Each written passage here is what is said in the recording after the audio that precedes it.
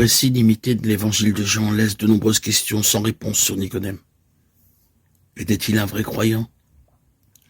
Qu'a-t-il fait après la résurrection? La Bible ne dit rien sur ces questions et il n'existe aucune source extra-biblique fiable qui puisse apporter des réponses.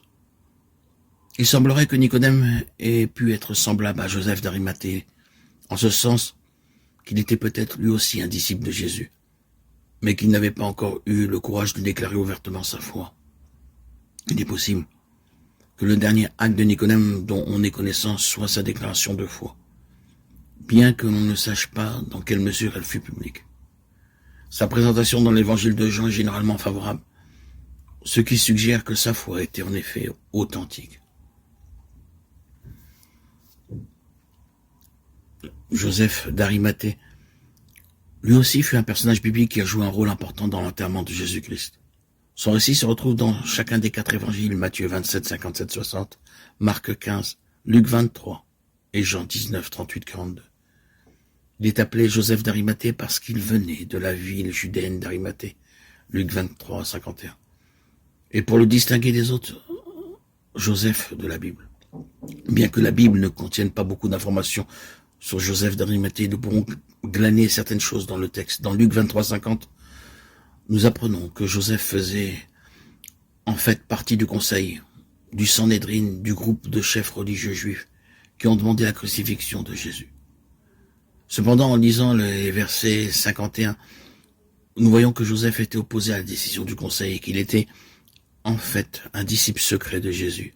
Marc 15, 43. Joseph était un homme riche. Matthieu 27, 57. Bien que la source de sa richesse soit inconnue. De plus, la Bible fait référence à Joseph comme un homme bon et droit. Le pharisien qui avait rendu visite à Jésus la nuit pour lui poser des questions sur le royaume de Dieu, accompagna Joseph. Les 2 hommes se virent confier la garde du corps de Jésus et commencèrent immédiatement à le préparer pour l'enterrement. Il s'agit donc de Joseph d'Arimathée et de Nicodème. Conformément à la coutume juive, ils enveloppèrent le corps dans des bandelettes de lin et y mêlèrent de la myrrhe et de l'aloès. Cependant, c'était le jour de la préparation, le 6e jour de la semaine, juste avant le sabbat juif. Et il était tard dans la journée. Joseph et Nicodème déposèrent donc en toute hâte Jésus dans le tombeau de Joseph situé dans un jardin près du lieu de la crucifixion de Jésus. Il n'avait point commis de violence et il n'y avait point de fraude dans sa bouche.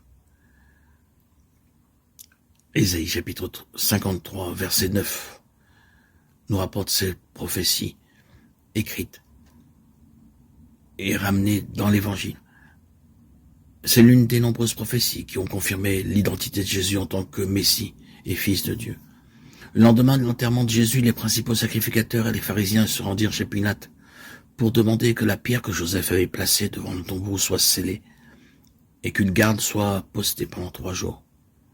Ils citèrent l'affirmation de Jésus selon laquelle il ressusciterait après 3 jours et affirmèrent que les disciples pourraient tenter de voler le corps afin de fabriquer une résurrection. Matthieu 27, 63, 64.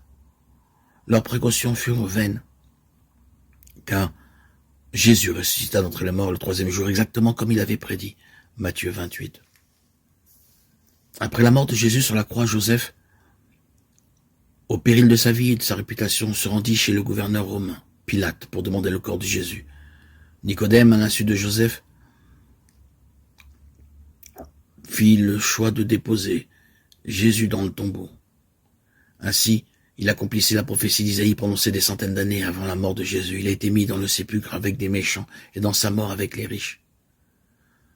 De nombreuses histoires et légendes fausses ont été racontées au sujet de Joseph. Certains prétendent que Joseph d'Arimathée était l'oncle de Marie, la mère de Jésus. Cependant, la Bible ne fait aucun lien avec ce fait, et cette affirmation n'est donc pas fondée. De plus, Joseph aurait fait de nombreux voyages en Grande-Bretagne pour faire du commerce et aurait finalement apporté l'évangile dans ce pays.